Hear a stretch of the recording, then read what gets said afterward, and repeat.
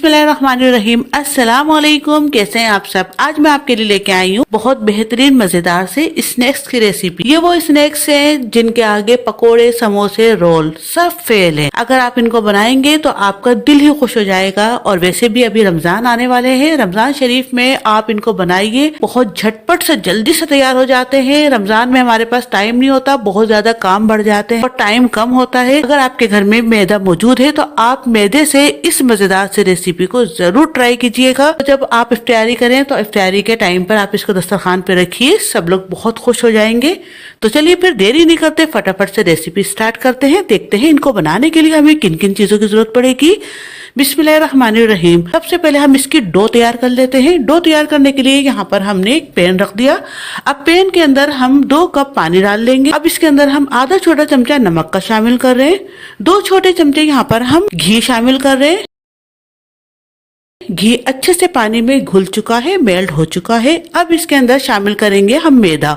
और मैदा शामिल करने से पहले आपने फ्लेम को मीडियम टू लो पे रखकर इसके अंदर मैदा शामिल करना है, यानी कि मीडियम से थोड़ा कम और लो से थोड़ा ज्यादा हल्की आंच पे रख के ही हम ये तमाम डो तैयार करेंगे। यहाँ पर हमने इसके अंदर मैदा डाल दिया। अब हम किसी भी चमचे की मदद से इसको मिक्स करते हुए अच्छी तरीके से गूंद लेंगे। 3 से 4 मिनट में ही डो आपकी बेहतरीन से बनके तैयार हो जाएगी। यहाँ पर आपको बिल्कुल भी घबराने की जरूरत नहीं है कि आपके जो ये डो है पतली हो जाएगी या सख्त हो जाएगी। बस आपने क्वांटिटी का बिल्कुल ठीक ठीक ध्यान रखना है। अगर आपने 2 कप मैदा लिया है तो 2 कप ही इसमें पानी जाएगा। अगर 1 कप मैदे से बना रहे हैं तो आप इसके अंदर 1 कप ही पानी का शामिल होगा। तो इस हिसाब से आप बनाएंगे तो आपके बिल्कुल परफेक्ट डो तैयार हो जाएगी और ये नॉर्मल आटे से ज्यादा अच्छे से गूंद के तैयार होगी। आप देख लीजिए ये अच्छे से सख्त होना शुरू हो गई है। अभी हमारा आटा गूंद के अच्छे से तैयार हो चुका है। अब हम फ्लेम को बंद कर देंगे और इसको कवर करके 10 से 12 मिनट के लिए ठंडा होने के लिए रख देंगे।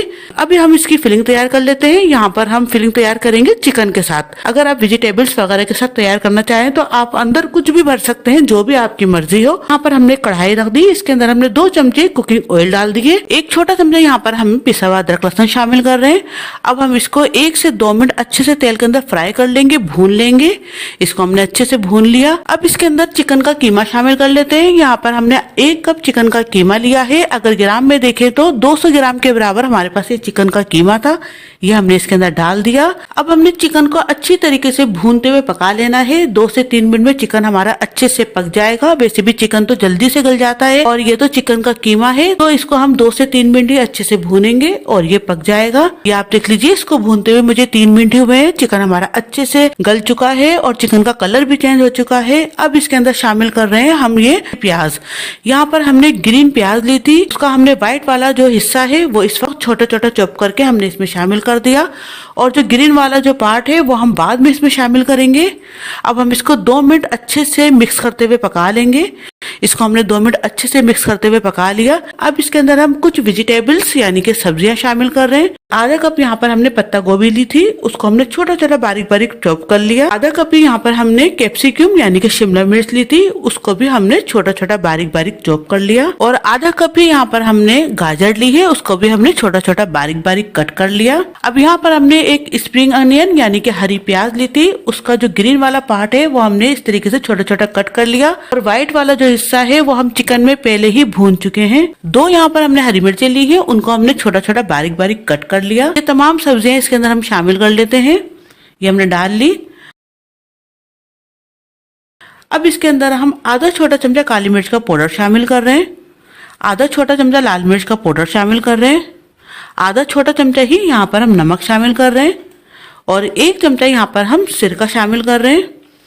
अब हम इसको 2 से 3 मिनट अच्छे से मिक्स करते हुए पका लेंगे। 3 मिनट इसको हमने अच्छे से पका लिया। अब हम इसको साइड में करते हैं और हम इसके साथ ही यहाँ पर व्हाइट सॉस भी तैयार कर लेंगे। 2 चमचे यहाँ पर हम घी शामिल कर रहे हैं।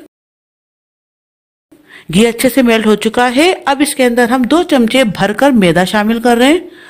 अब हमने घी में अच्छे से मैदे को भून लेना है। आप चाहें तो व्हाइट सॉस अलग से भी तैयार कर सकते हैं। 2 से 3 मिनट इसको हमने अच्छे से भून लेना है।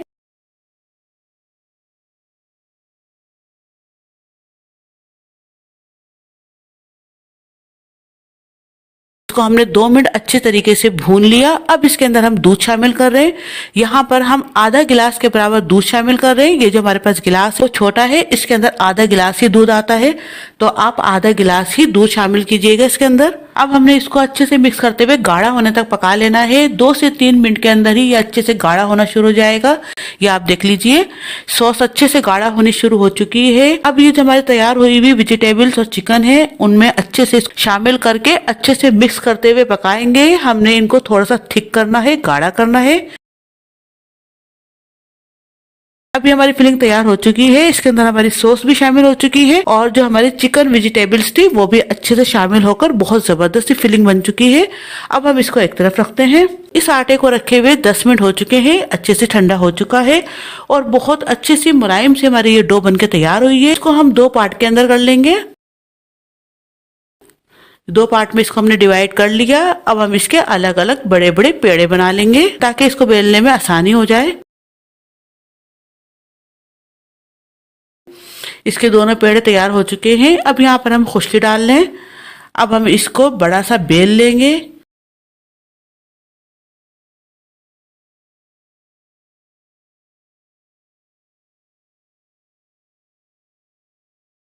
इसको हमने अच्छी तरीके से बेल लिया। आप देख लीजिए इतना पतला ये बिला हुआ होना चाहिए। इसकी रोटी हमने ज्यादा मोटी नहीं रखी, बिल्कुल नॉर्मल जो रोटियों का आटा होता है उसी तरीके से इसकी रोटी भी तैयार होगी। अब यहाँ पर हमने इसको कट करने के लिए ऐसी कीप ली है।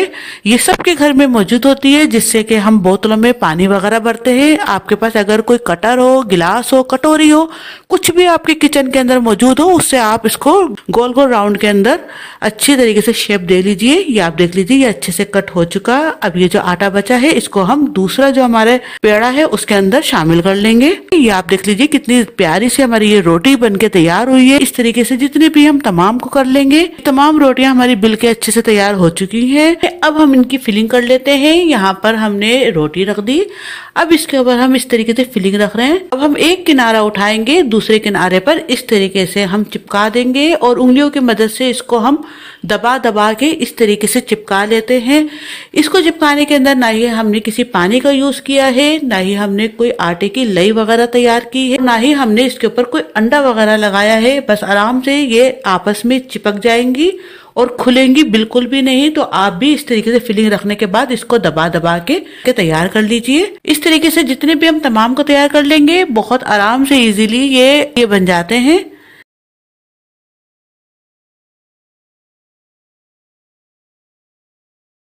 तो ये तमाम तैयार हो चुके हैं। यहाँ पर हम 2 अंडों को अच्छे से फेंट लेंगे।